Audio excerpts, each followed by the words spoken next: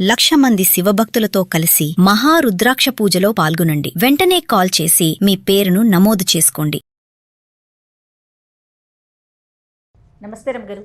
నమస్తే జయ. రమగారు, మొన్న ఈ మధ్య నేను ఒక సామెత విన్నానండి, ఆదిలోనే హంసపాత్ అనేసి. తర్వాత ఇంకొకటి కూడా విన్నా, బ్రతికితే హంసలాగా బ్రతకాలని. ఇదేమో నెగిటివ్గా ఉంది, ఇదేమో పాజిటివ్గా ఉంది. అసలు హంసని మనం ఎలా తీసుకోవాలి? ఈ రెండిటికి అస్సలు సంబంధం లేదు. కలకాలం కాకిలా బతికే కంటే కొద్ది కాలం హంసలా బతుకు అని చెప్తాం. హంస అద్భుతమైన జీవితం. అది ప్రశాంతంగా ఒకళ్ళ జోలికి వెళ్ళకుండా తన దారిని తను సంపాదించుకున్నదే తిని గౌరవంగా అన్ని చోట్లకి వెళ్ళకుండా అలా ఉంటుందన్నమాట. కాకి ఎక్కడ పడితే అక్కడ తిరుగుతుంది, ప్రతి వాళ్ళ చేతిలోకి లాగేసుకుంటుంది, ఇది మొహమండాన్ని కాకిని తిడుతూ ఉంటారు. అవును. హంసను ఎవరు తిట్టరు. చూసేసరికి జనాలకు ఒక ఆహ్లాదమైన ఫీలింగ్ వస్తుంది. కాకిని చూస్తే అలాంటివేవి రావు. హంసను చూస్తే గౌరవం కూడా వస్తుంది. ఆ గౌరవం అంటే దాని తెలుపు, దాని కదలికలు, దాని వ్యవహారం, అది మన జీవితాల్లోకి చొరబడని దాని పంధ వల్ల అలా అనిపిస్తుంది. అట్లా అంటారు, కానీ నిజానికి కాకి చాలా అవసరం మనకి. అవును మరి కాదు, కాకి చాలా అవసరం. హంస కన్నానా? కాకులు లాంటి పక్షులు పెద్ద పెద్ద మహావృక్షాలు పెరగటానికి పుట్టడానికి కారణం అవుతాయి. వాటి పుట్టుకలకి ఇక్కడ మర్రిపళ్ళు తింటుంది, అది ఎక్కడికో పోయి అక్కడ విసర్జిస్తుంది. ఈ వెళ్ళిన మరిగింజ అక్కడ మొలుస్తుంది. ఏది హంసకు ఉంది? అది లేదు. కాకి మనకి మరణానంతరం ఆ కాకి పిండం తినాలి అని భావిస్తాం మనం. అవును. తర్వాత ఎక్కడైనా ఏదైనా ప్రమాదం కానీ ఏదైనా జరిగితే ఆ కాకుల అరుపులను చూస్తే మనం సంకేతం తెలుసుకుంటాం. అవును. హంసకు అలాంటివి ఏం లేవు. దాని జీవితం అది ప్రశాంతంగా జీవిస్తుంది. ఆ దేశానికి ఉపకారం ఏమీ కాదు. అయితే కాకిని హంసని పక్కకు పెడితే ఈ హంసపాదు అని చెప్తామా, ఇది హంసపాదం కాదు, హంసపాదు అంటే ఏమిటంటే ఇంటు గుర్తు. ఇప్పుడు మనం ఏదైనా ఒకటి రాసాం, ఒక సెంటెన్స్ రాసాం, ఏమిటి, రాముడు రావణాసురుడిని సంహరించాను. నీ బదులు కీ రాసామనుకో మనం పొరపాటున, రావణాసురుడికి అని రాస్తే కీ తప్పు. అందుకని ఏం చేస్తాం, కింద ఒక ఇంటూలాగా పెట్టి పైన నీ రాస్తాం. ఈ ఇంటూని అది ఎట్లా ఉంటుంది, హంసపాదంలాగా ఉంటుంది సాధారణంగా మనం పెట్టే ఇంటూ.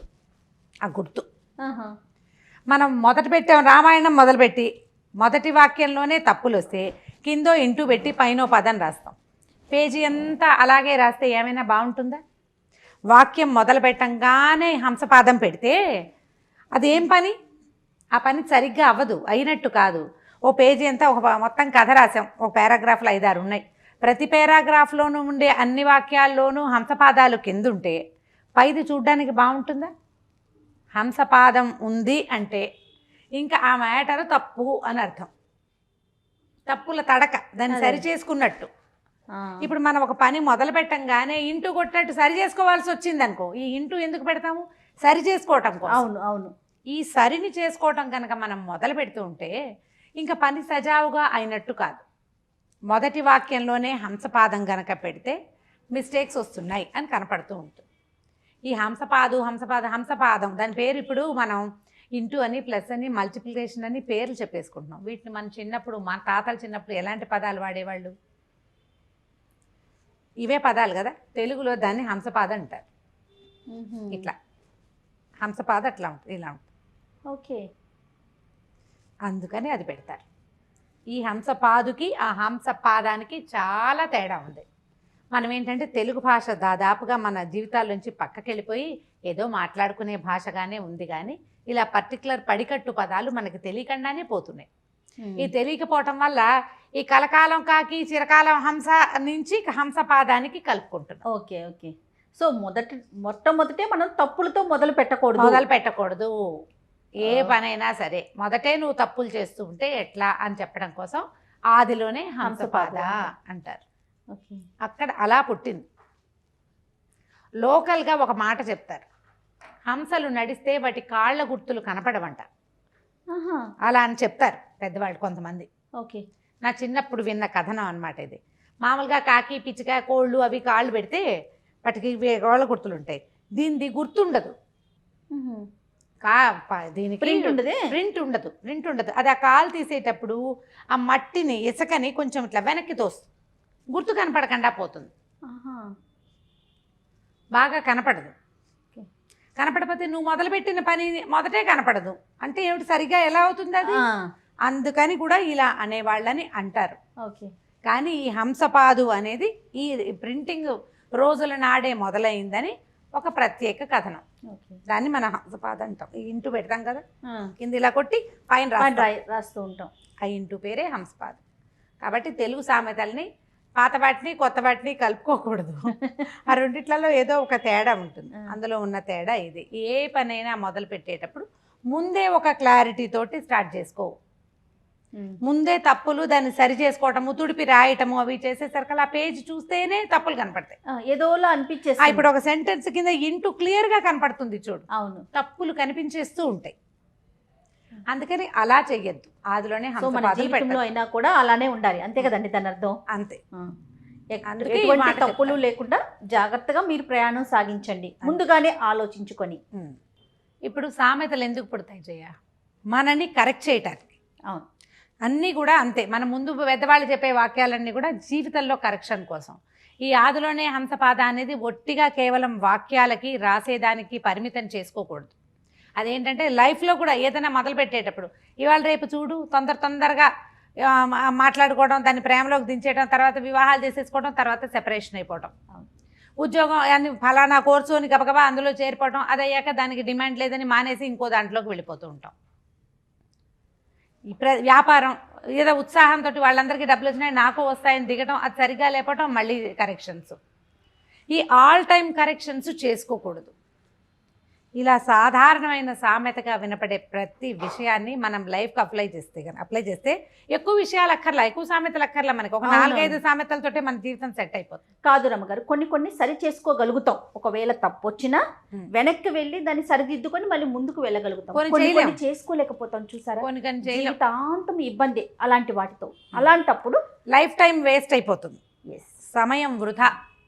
ఒకవేళ డబ్బు ఇన్వాల్వ్ అయితే డబ్బు వృధా. అది మీ ఫ్రెండ్స్ గురించి సర్కిల్ ఇన్వాల్వ్ అయితే మీ పరిచయాలన్నీ పాడైపోతాయి. అందుకని ఏం చేయాలి, బాగా ఆలోచించుకుని దిగాలి. ఏ పనైనా సరే స్టార్ట్ చేసిన 2వ రోజు నుంచి కరెక్షన్స్ మొదలు పెట్టద్దు. ఇవి వస్తాయేమో ఈ సమస్యలు ముందుగానే ఊహించుకోవాలి. అందుకని ఏం చేసాం, ఫెయిర్ పేజీ చిత్తు పేజీ 2 పేజీలు రాస్తాం మామూలుగా. అవును, ఒక కథలు పంపించాలంటే ముందు చిత్తుగా రాసేసుకుంటాం. రాసుకున్నాక మ్యాథ్స్ క్యాలిక్యులేషన్స్ కూడా అంతే ఎడాపెడా రాసేస్తాం పేపర్ నిండా.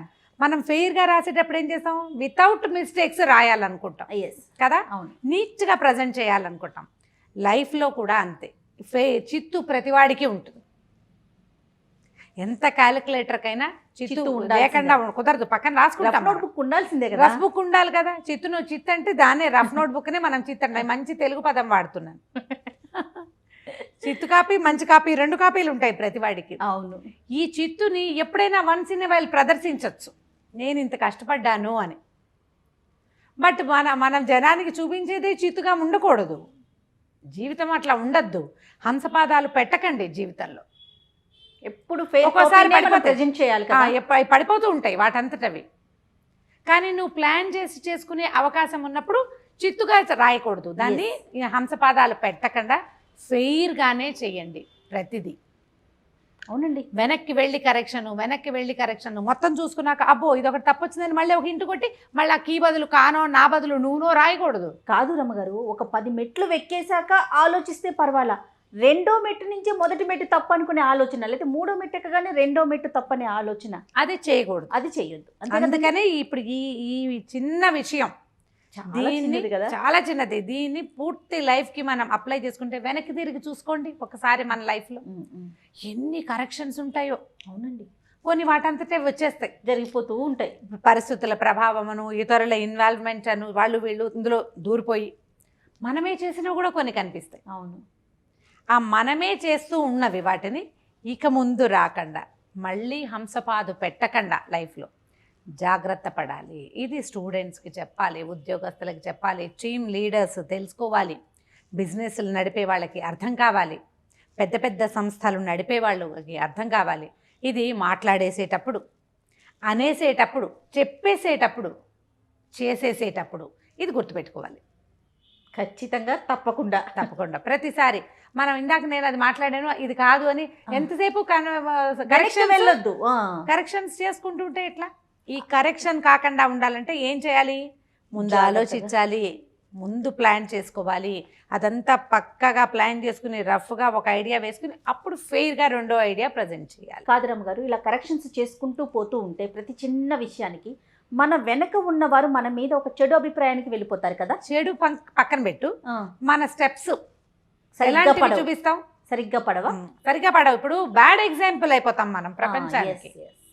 కరెక్ట్ అండి. ఇప్పుడు మిగిలిన ప్రపంచం అంతా వద్దు, మనతో పాటు మన తమ్ముళ్ళో చెల్లెళ్ళో వెనకాల వాడు, మన పిల్లలు, మన కుటుంబం లేదా ఒక సంస్థకి అధినేత గనక ఈ గుణం ఉంటే ఆయన వెనకాల పనిచేసేవాళ్ళు. వీళ్ళందరికీ డోంట్ సెట్ బ్యాడ్ ఎగ్జాంపుల్స్. వాళ్ళకి బ్యాడ్ ఎగ్జాంపుల్ కాకూడదంటే మనం ఎప్పుడు 2 సార్లు రాసుకోవాలి. ముందు చిత్తుగా రాయి, తర్వాత హంసపాదాలు లేకుండా ఫేర్గా రాయి. రాత దగ్గర నుంచి జీవితం వరకు సమస్తము ఇదే పద్ధ. ఇలా వెళ్తే హాయిగా వెళ్ళిపోతారు. సామెతలు మన కోసం చెప్పబడ్డాయి, ఖచ్చితంగా వాటిని వాడండి, వాటి మీద మేధోమథనం చేయండి. సరిగ్గా ఎందుకు వచ్చింది అనే ఆలోచన తెచ్చుకోవాలి కదా. తెచ్చుకుంటే మనం సరిగా చేస్తాం. కానీ సామెతలు కూడా చూడండి రమ్మగారు, 2 రకాలుగా చెప్పారు మనకి. అదే ప్రతి దాంట్లో మనం 2 విధాలుగా మంచిగాను వాడుకోవచ్చు, చెడుగానే చెడుగాను వాడుకోవచ్చు. అదే ఆలోచించాలి అంతే. అంతే. నమస్తే రమ్మగారు, థ్యాంక్ యూ.